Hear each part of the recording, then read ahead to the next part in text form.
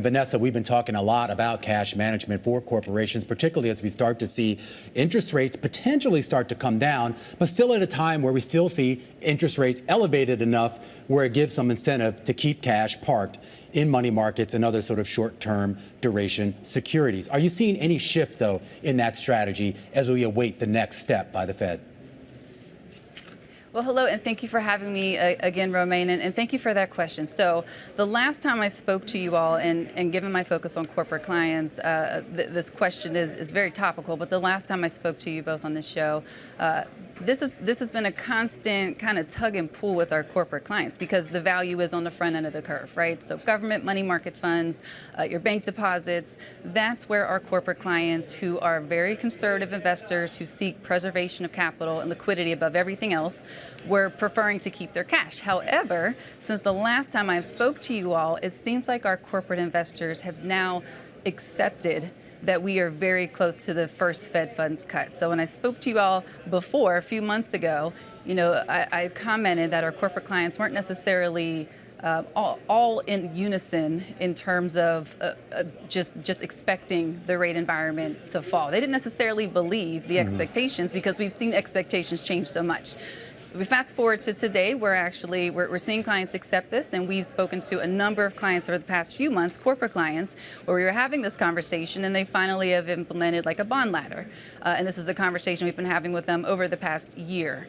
And so we are starting to see some movement out of government money market funds incrementally into some term instruments. So when you start to hear that type of conversation here, because at the end of the day, though, these companies still need, obviously, a significant amount of liquidity. But you're also competing now. There's been a lot of discussion, Vanessa, about the CapEx spend, at least among a certain cohort of tech companies, and how you balance out spending on these new projects or investment in these new projects, obviously whatever cash management you need in the bond market, and then, of course, anything else you want to do with that cash, such as reinvestments or buybacks here. What are they talking about with regards to the balance of all of those things?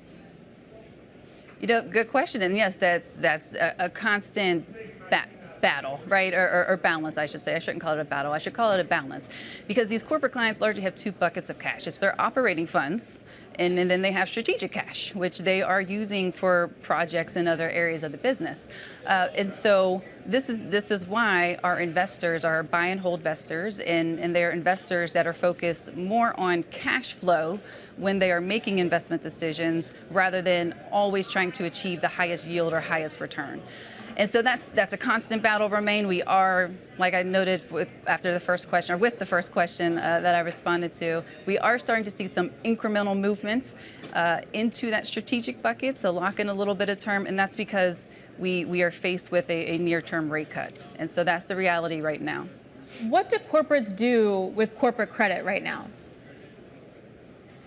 So we have some corporate clients who are actively invested in credit markets, whether that's on the very front end in something like commercial paper or a little further out, right, and call it high-grade corporate notes. For those clients where yield is the absolute priority, even though we continue to talk about how the rate environment is on the verge of changing, and I'm telling you this is largely accepted by corporate clients. For those clients who are really focused on maximizing yield regardless, we do try to talk to them about high quality credits. So if they are invested in the investment grade corporate bond market, it's going to be very high quality credits, big, well-known names, public companies, very large companies, because that preservation of capital is something these corporate investors, even though they are also issuing in capital markets, are just very sensitive about. Yeah. I mean, this might be a dumb question, but how do corporates right now look at the equity market when we're in a changing rate environment and we're in sort of a different kind of corporate rate environment as well? So that's a question that I would have to defer to my equity colleague over on the equity strategy team. But what I can tell you from a fixed income perspective is that this dialogue with our clients about taking some of that cash, reasonable cash out of our liquidity bucket, and deploying it a little further out on the curve is a more active conversation today than it was a few months ago. Interesting. When we talk a little bit more long term, Vanessa, and this idea of not so much cash management, but the idea here of companies have become a lot more financial, the larger corporations, in the sense that they're not just sort of making these investments for cash management purposes. Some are making them for actual investment purposes as well here. Is that investment case similar to the cash management case, or are those two completely separate things? So I think it's similar because whether we're investing to cash flow match, right, or investing some strategic cash because we have a reasonable basis to expect that we don't need it and can invest it as a pure investment vehicle, we're still using the same investment policy, right? We still have the same comfort with risk in markets, and so the conversation is all kind of intertwined. Is there any sort of appetite for, I guess, not just corporate credit, not just treasury bonds, other areas, other pockets of the fixed income space that people are gravitating to?